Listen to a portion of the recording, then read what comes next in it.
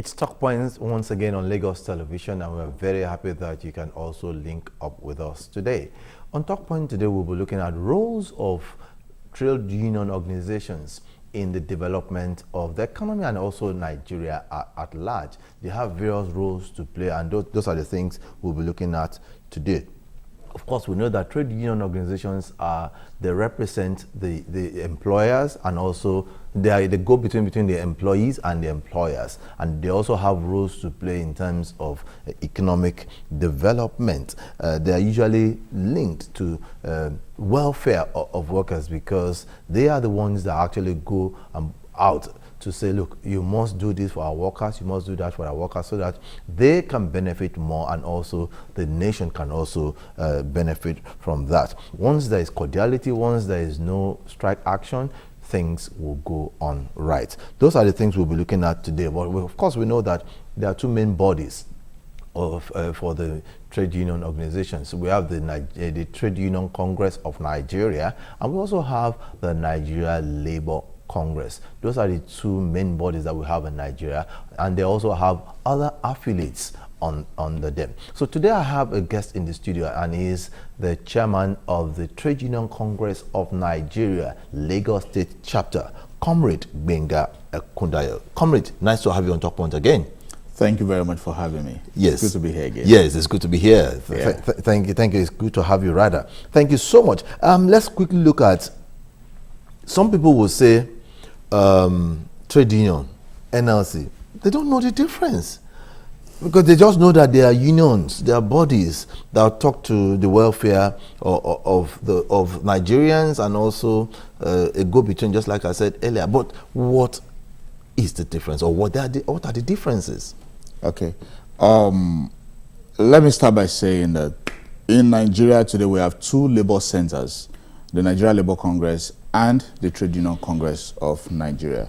We also know that we have many labor unions, and the labor unions can either be affiliated to Nigeria Labour Congress or the Trade Union Congress of Nigeria, where I sit as chairman in Lagos State. Now, labor unions are supposed to champion the concerns, the issues, the challenges of the workers within that union. Now, when you come to the broader scale, where you have an issue that now cuts across many labor unions, you need to have a labor center that can now pull all that together and speak maybe to government or to the body of employers, as it were. If you remember, even the last minimum wage that was discussed, you had a tripartite discussion, the employers forum, the government, and the workers forum. So that's what the labor centers represent, representing all the labor unions, the trade unions, and specifically the difference between the Nigeria Labour Congress and the Trade Union Congress is just the affiliated unions. Like for us in the Trade Union Congress, basically purely what we have are senior staff associations, which are the unions for the senior staff every place we work, be it government, be it the oil and gas industry, the banking industry. You always have, particularly in the private sector, you always have the union for the junior workers and the union for the senior workers. So the senior workers unions are affiliated to Trade Union Congress of Nigeria. Okay.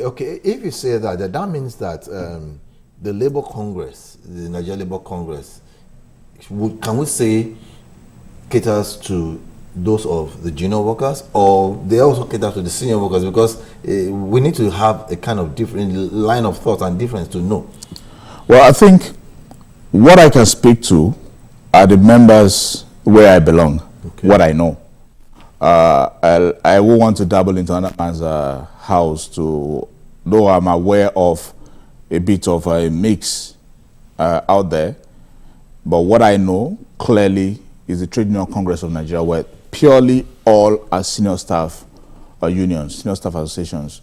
Like you have a association of senior staff of bankers, insurance, and financial, which is ASBIFI, association of senior civil servants of Nigeria, the government workers.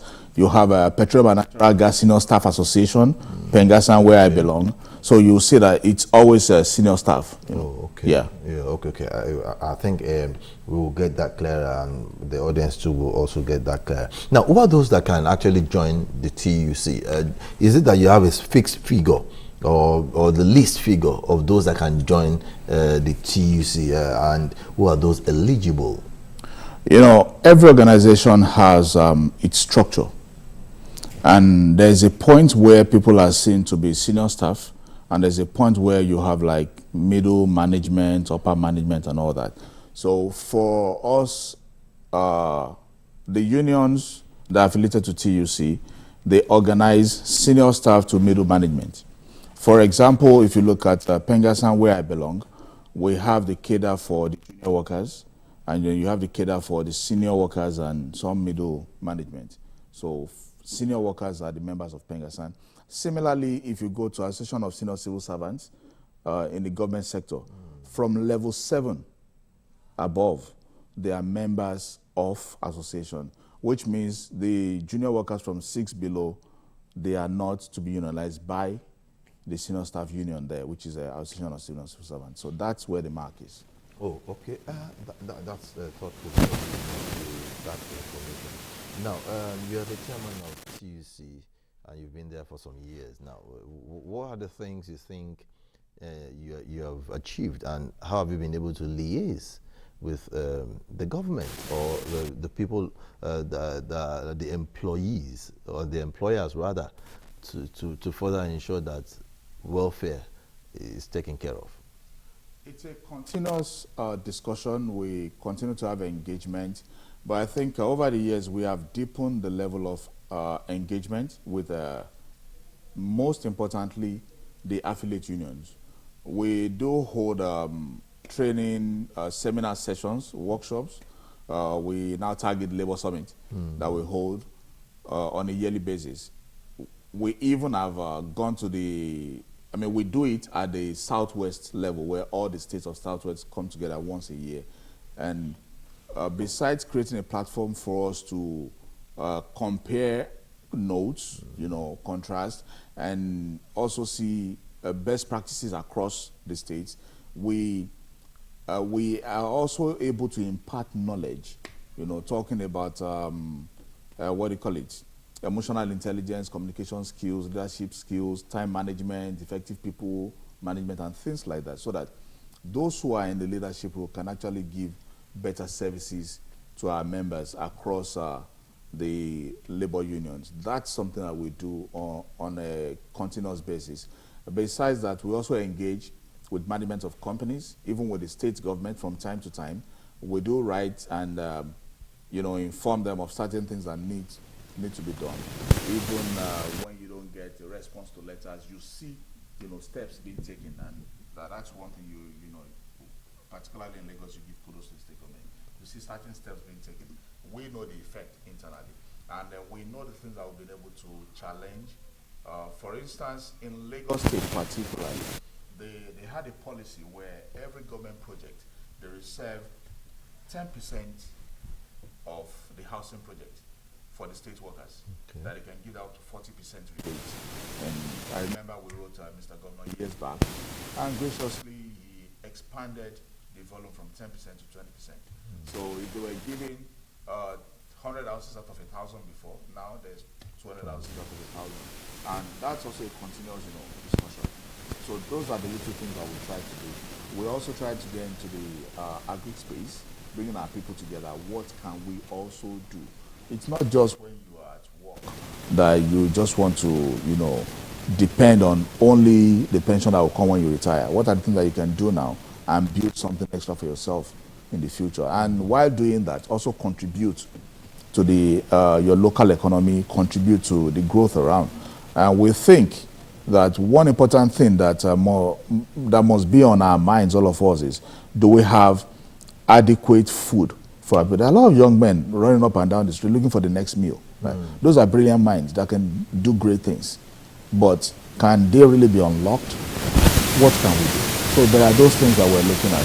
These are besides the regular interactions and interventions challenging the policies and the programs at work of government, and our affiliate unions coming back to us digging the Labor Act, the Employee Compensation Act, and all that, the Workmen Compensation Act, digging all that and making them understand their rights, but not just their rights, also their roles and responsibilities, under the law, and finding that balance to see that there is a harmonious environment which can also be the bedrock for productivity, which we all need actually, especially now in the country. So those are the things that we've been doing, and I can say that to a large extent our members are happy. They keep sending us messages, calling us, and also they keep telling us the areas that they want us to do some more, and that's what we've been doing, and I know we'll continue to do that. Yeah, from what you have said, that tells me that you're looking at having more streams of income for those already working. Yes. So those are the things you're looking into. So what are the things you do apart from, is it only in the agric value chain that you look into, or you look into other areas? And what are the incentives? What are the things you put in place to give workers those things? As it is today, it is difficult for employees to go into a business venture, register a business venture and do all that without probably running foul of either your company policy or the law as it is. But one thing that is clear in Nigeria today is that one area that nobody is forbidden, you can declare it, nobody will hold you to anything, is agric. Okay. Because it is encouraged and it's even clear, in the I think it's somewhere there in the labor law, that even in the civil service rule, agriculture is the only thing that you are permitted to do freely without any encumbrance. So we feel like, okay, let's go to that area where people can participate without running foul of any policy or principle or or the law, and that's what we're really focused on looking at agric. And one of the things that led to this thinking was, in recent past, in one of our summits, there was a heated talk around pension. And what we found is that pension scheme could be either contributory pension, where the employer and the employer jointly contribute, I think about 15 or 12% by the employer, and yes, maybe like 5% by the 12%. employee. I'm not sure if it's now 14 or 15 now. I'm sorry, I don't have my hands on the actual figures now. It could be contributory pension scheme, or could be defined benefit where only the employer contributes to the post ahead of your retirement. So what we found is, one of the issues, those who have retired, what they earn as pension on a yearly basis, because of inflation, gets eroded. After some years, that pension that looks good when they retired becomes grossly inadequate, especially if you consider the recent massive devaluation. Someone that was taking maybe like 50,000 naira as pension, that 50,000 naira is worth maybe like 10,000 now. What can you do with it? So we sat together and thought about it. What can we do? Even devaluation did not occur. With inflation year on year, where does that leave you? A few years after retirement. That's even if the pension is paid regularly and paid on time. So we thought this is not really realistic. And the pension law, what is contributed is only a percentage of your basic. So you really, and even if you want to do extra contribution that is allowed under the scheme, you have to live today. You have to survive. So it's kind of tough. So we saw that challenge that people have faced, those who retired. We just need to do something to, change the direction. We think, what else can we do? There's not much that will happen to the contribution. What else can people do? And that's what we thought. Okay, Can we go into agri? We're not talking about subsistence farming. We hope that people can come together in clusters and do real farming. And that's why we're talking to, technocrats, people that know the industry, people that have been there for decades, to say, okay, can you come around, train us, teach our people what opportunities are there, what provisions are there that people can do and be able to do something on a wider scale. And as much as possible, can even, export. But we don't want to encourage our people to export raw materials. We need to be more productive. Yes. Can we at least semi-finished export and some foreign income? So foreign exchange, what can really happen to the future of our people? And we hope that as many as, or as few, as can take advantage of such opportunity, as we continue to engage, will take advantage and make lives, better for themselves. So indirectly, you're saying now that anybody that is still probably a government worker or possibly a private worker that is also can also come to your training or your organization to tap into the agri value chain. Is that what you're saying? Yes. Each time we come together to have that discussion, of course they can. Yeah. And we are also hopeful that beyond the discussion that happen when it happens, that people will form those clusters. Of course, everybody is welcome to join the clusters. Yeah. Okay. Be that as it may, we know that your organization also does quite a whole lot to ensure that people get involved in their welfare. But the welfare of workers. Let me put it now. Let me take you to the public sector. Minimum wage is being paid. You understand? Yes. There were struggles around it, and we also know that the pay may not be enough, but it has gone up a little. You alluded to the fact that inflation has set in and a couple of things have set in. Now, how do we make sure that everybody enjoys this minimum wage? Because there are still some government organizations that are yet to enjoy the minimum wage as we speak. What is TUC doing in that direction? Because I remember listening to your speech at the May Day rally that you were talking to the governor of Lagos State, Governor Sanwo-Olu, on how on the demands of TAO, NUG, and all of them for them, even the organization that the platform we're using now. So they also need the minimum wage. What efforts are you putting in place, or have you done in that regard? The minimum wage, there are a few things that have changed in it. I remember in the wake of the discussions, there were regional town halls that held those meetings. We had one right here at the Blue Roof, where even the Minister of Finance was here in person, and the Governor of Osun State was here. I remember one of the things I mentioned that day is that in some other climes, minimum wage is actually reviewed on a yearly basis, because you have inflation effect that affects even the salary of workers. The essence of salary is for people to be able to have a meaningful life. So if you leave it stagnated and inflation has eroded it, what have you done? So if you come back 5 years later, you are adding 50%, and there was year-on-year double-digit inflation, you've actually done nothing, because you've actually eroded the value of that money by about 80, 90, 100%. Then you come and add 30, 40%. What have you done? So that's why, if you look at over the years, when we have minimum wage at 18,000 naira, it really couldn't do anything. 30,000 naira really couldn't do anything. Now we're talking of 70,000 naira at the national level. But one good thing that has happened this year is that our leaders, who also brought the thought of, we can't continue to do this thing on 5-yearly basis, as we had it in the National Minimum Wage Act. And now it has moved from 5 years to 3 years. That's a good step in the right direction. Okay. I must thank the presidency, and everybody that was in that discussion. The Employers Association, NECA, the government, our leaders in the labor movement, for at least looking in that direction and saying we can't continue with this stretch of time. I do hope that we can reduce the number of years even further down, 2 years, and then eventually yearly. That's one step in the right direction that's been taken. It's a continuous discussion, and particularly for workers' welfare, we beyond minimum wage, we'll be looking at the reason we're asking for more money, right, is to be able to do basic things of life. What are those things that take the money from the pocket of workers?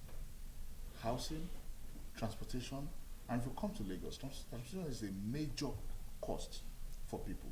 So we're talking about, can we have transportation for masses really subsidized so that the common man can actually, we're not saying we make it free, okay, so that people don't abuse and misuse it, but let it be at the level that the common man can actually, make a meaning of what is in his pocket. You look at housing also. Can we have real mass housing that people can actually, get into with long-term mortgage and be able to have meaningful life? And I do personally pray and hope that we'll get to that point in this country where you work in Lagos, but you would love to retire to Osun.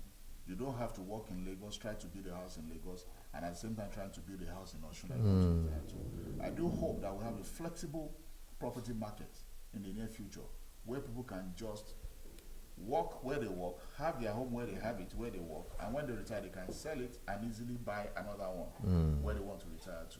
I do hope we can have that. Those are conversations that are ongoing to help to make life meaningful to the average worker. Yes, I'm afraid time is not really on our side. Would have loved to discuss more, but time is not on our side. I want to believe that when we call on you, you'll still find time to come around to further elaborate on some of these issues that has to do with both the workers and also the employers. Thank you so much, Comrade Gbenga Ekundayo.